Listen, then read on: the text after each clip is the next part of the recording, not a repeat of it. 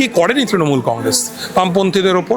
অভিষেক বন্দ্যোপাধ্যায়ের বিরুদ্ধে ক্ষোভের যথেষ্ট কারণ রয়েছে। এই অভিষেক বন্দ্যোপাধ্যায় যেভাবে তৃণমূল চালাতেন সেটা কোনো গণতান্ত্রিক পদ্ধতিতে চালানো নয়। পশ্চিমবঙ্গে বিজেপির উত্থান কেন হলো?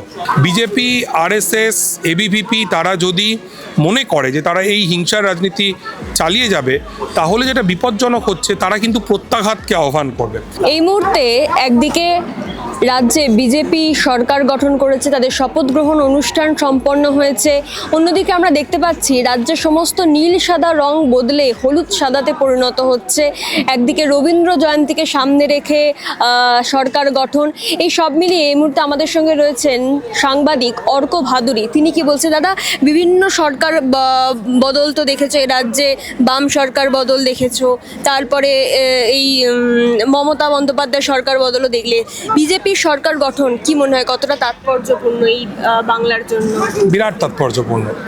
গত ৪ঠা মের পর আমাদের রাজ্যের রাজনীতিতে একটা টেকটনিক শিফট ঘটে গেছে এবং হিন্দুত্ববাদী শক্তি তারা বাংলার ক্ষমতায় এসছে। বাংলার রাজনীতিতে একসময় এটা ভাবাই যেত না, সেটা ঘটেছে। কাজেই এই সময় দাঁড়িয়ে বাংলায় যারা ধর্মনিরপেক্ষ শক্তি, বাংলায় যারা গণতান্ত্রিক শক্তি, তাদের যে লড়াই, তাদের যে সংগ্রাম, সেটা আরও কঠিন হবে এবং সেই কঠিন কাজটা তাদেরকে করতে হবে। আমরা যারা সাধারণ মানুষ, আমরা আমাদের জায়গা থেকে কথা বলবো। প্রাথমিকভাবে দুটো জিনিস বলার, একটা হচ্ছে আমাদের যে দেশ, এই দেশের ভিত্তি হচ্ছে আমাদের সংবিধান। এই সংবিধানের একটা খুব গুরুত্বপূর্ণ বিষয় হচ্ছে ধর্মনিরপেক্ষতা। আজকে যিনি মুখ্যমন্ত্রী হিসেবে শপথ নিলেন, মাননীয় শুভেন্দু অধিকারী, তিনি কিছুদিন আগেই ধর্মনিরপেক্ষতার বিরুদ্ধে বক্তব্য রেখেছিলেন। এক অর্থে দেখতে গেলে তিনি আমাদের দেশের সংবিধানের বিরুদ্ধে বক্তব্য রেখেছিলেন। আজকে দেখলাম ব্রিগেডে তিনি এই সংবিধানের নামেই শপথ গ্রহণ করলেন। বিজেপি নেতৃত্বের কাছে, নতুন রাজ্য সরকারের কাছে, আমাদের নতুন মুখ্যমন্ত্রীর কাছে আবেদন থাকবে যে তিনি যেন সংবিধানের যে স্তম্ভ, যেগুলো সংবিধানের যে মূল নীতি, তিনি যেন সেগুলোকে সম্মান করেন। তাহলেই নাগরিক হিসেবে আমরা আনন্দিত হব, রাজনৈতিক মতপার্থক্য যাই থাক। এবং এই রাজ্যে প্রত্যেকবার ভোট হলে, বিধানসভা নির্বাচন হোক কিংবা লোকসভা নির্বাচন যাই হোক না কেন, এই যে ভোট পরবর্তী হিংসা দাঁড়িয়ে থাকে। বিজেপি এবারে বারংবার তারা বলছিল যে তারাই ক্ষমতায় আসবে, তারা এসেছে, কিন্তু ক্ষমতায় আসার পর ভোট পরবর্তী হিংসার চোখে পড়বে না। কিন্তু তাও দেখা যাচ্ছে, হ্যাঁ হয়তো কোথাও বিজেপি কর্মীরাও আক্রান্ত হচ্ছেন, কিন্তু এই যে ভোট পরবর্তী হিংসা, কি মনে হয় এটা রাজ্য থেকে কি যাওয়ার নয়? এটা তো খুবই যন্ত্রণাদায়ক। ভোট পরবর্তী হিংসা, পোস্ট পোল ভায়োলেন্স আমরা বাম আমলেও দেখেছি, তৃণমূল কংগ্রেসের আমলেও দেখেছি, 21 সালেও দেখেছি, 21-এর নির্বাচনের পরে, 2016 নির্বাচনের পরেও আমরা দেখেছি। কিন্তু এবারে আমরা আশা করেছিলাম যে দেখব না, কারণ বিজেপি বলেছিল যে ভয় আউট, ভরসা ইন, বিজেপিকে ভোট দিন। কিন্তু আমরা দেখলাম যে একই রকম পোস্ট পোল ভায়োলেন্স হচ্ছে এবং বিজেপি বিরোধী শক্তিদের ওপর আক্রমণ নামিয়ে আনা হচ্ছে। আমরা দেখলাম যে বুলডোজার নিয়ে আনন্দ মিছিল করা হচ্ছে।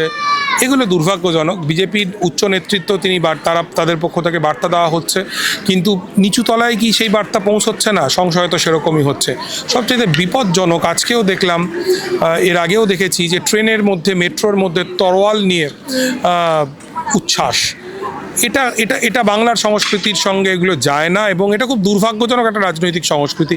এগুলো বন্ধ হওয়া উচিত। এবং এবিভিপি যে একটা ছাত্র সংগঠন আছে মূলত আরএসএস এর, কিন্তু বিজেপি ক্ষমতায় আসার পরই তারা আলাদাভাবে একটা কলেজের তাণ্ডব চালাচ্ছে, বিভিন্ন ছাত্রছাত্রীদের উপর আক্রমণ আনছে। কিন্তু বিজেপি পরিষ্কার জানাচ্ছে যে বিজেপির ছাত্র সংগঠন এবিভিপি নয়। তো এবিভিপি যেটা করছে তার বিরুদ্ধে তো এখনো কোনো ব্যবস্থাও নেওয়া হচ্ছে। এটা খুব হাস্যকর যুক্তি যে এবিভিপি বিজেপির ছাত্র সংগঠন নয়। এইটা নিয়ে বেসিক্যালি কথা বলারই কোনো অর্থ হয় না।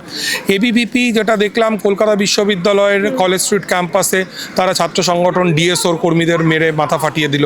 দেখলাম রাজাবাজার ক্যাম্পাসে তারা এসএফআই কর্মীদের ওপর হামলা করলো। এগুলো অত্যন্ত দুর্ভাগ্যজনক রাজনীতি। বিজেপি, আরএসএস, এবিভিপি তারা যদি মনে করে যে তারা এই হিংসার রাজনীতি চালিয়ে যাবে, তাহলে যেটা বিপজ্জনক হচ্ছে, তারা কিন্তু প্রত্যাঘাতকে আহ্বান করবে। সেটা আমাদের রাজ্যের জন্য ভালো হবে না।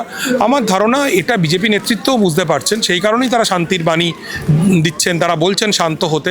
কিন্তু সম্ভবত তাদের নিচুতলার কর্মীদের ওপর তাদের নিয়ন্ত্রণ ততটা নেই, সেই কারণে এখনও পর্যন্ত গ্রাসরুটে এই বার্তা পৌঁছচ্ছে না। আজকেও তরোয়াল নিয়ে ব্রিগেডে আসার আগে মানুষজন, বিজেপি সমর্থকরা উচ্ছ্বাস করেছেন।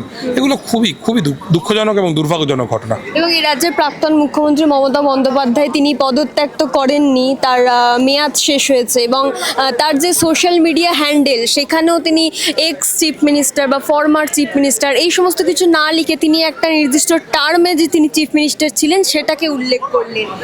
এটা কি এর আগে কখনো দেখেছেন? না, এর আগে তো কখনো দেখিনি। এর আগে অবশ্য আমার মনে পড়ছে না আমি বুদ্ধদেব ভট্টাচার্যর এক্স হ্যান্ডেল ছিল কিনা, আমার মনে পড়ছে না। ফেসবুকের কথা বলছি। মমতা বন্দ্যোপাধ্যায় না করলেই পারতেন, কারণ এটা ঠিক যে মমতা বন্দ্যোপাধ্যায় কি বলেছেন আমার কাছে সেটা ইম্পর্টেন্ট নয়, কারণ মমতা বন্দ্যোপাধ্যায়ের পেছনে তৃণমূল কংগ্রেসের পেছনে এই মুহূর্তে কোনো জনসমর্থন নেই।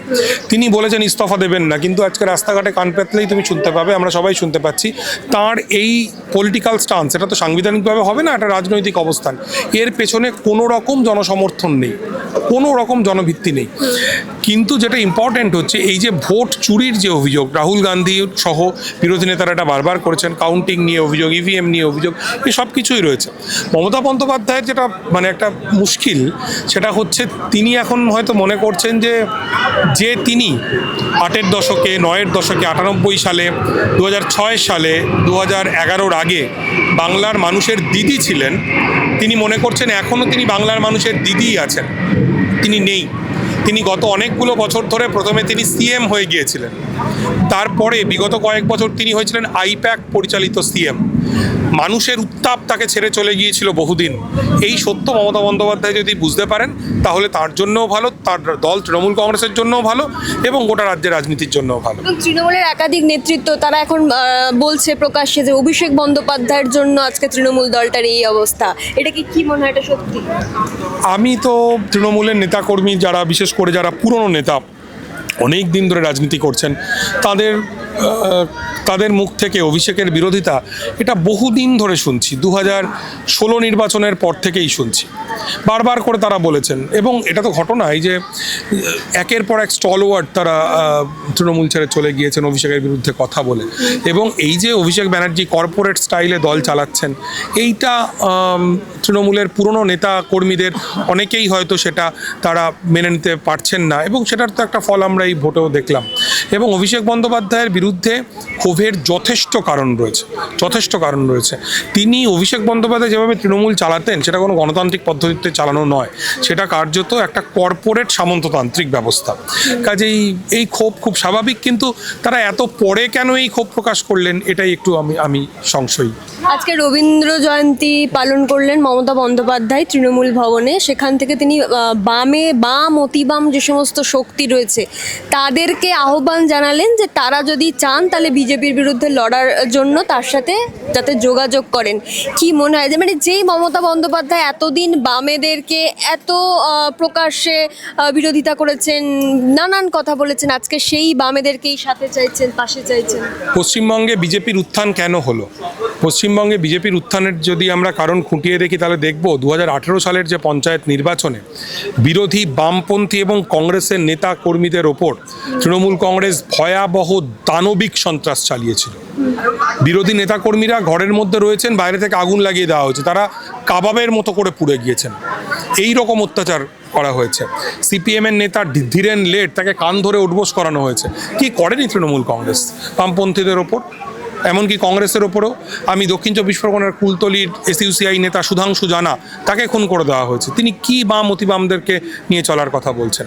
মমতা বন্দ্যোপাধ্যায় যদি 2018 সালের নির্বাচনে এই রকমভাবে রাজ্যের বামপন্থী, যাদেরকে অতিবামপন্থী বলা হয় তাদের, এবং যদি আমরা কংগ্রেসকেও ধরি, সমস্ত বিরোধী স্পেসকে এরকমভাবে শেষ করে না দিতেন, ধর্মনিরপেক্ষ রাজনীতির স্পেসকে যদি শেষ করে না দিতেন, তাহলে তো বিজেপির উত্থান হতো না। 18 সালে এটা ঘটলো, 19 সালে এখানে বিজেপির ব্যাপকভাবে উত্থান ঘটলো, তাই না? আজকে মমতা বন্দ্যোপাধ্যায়ের মনে পড়ছে বামপন্থীদের সাথে ঐক্যবদ্ধতার কথা। মমতা বন্দ্যোপাধ্যায়ের সঙ্গে কোনো জনসমর্থন নেই। বিজেপির বিরুদ্ধে লড়াই, বিজেপির বিরুদ্ধে সংগ্রাম, সেটা নিশ্চয়ই বামপন্থীরা করবেন বলে আমি আশা করি, এবং কংগ্রেসও নিশ্চয়ই তার গুরুত্বপূর্ণ ভূমিকা পালন করবে। বামপন্থীদের বৃহত্তর ঐক্য যথাসম্ভব নমনীয় হয়ে ঐক্যর মাধ্যমেই আজকে বিজেপিকে প্রকৃতই একটা চ্যালেঞ্জ গড়ে তোলা সম্ভব বলে আমার মনে হয়। ধন্যবাদ।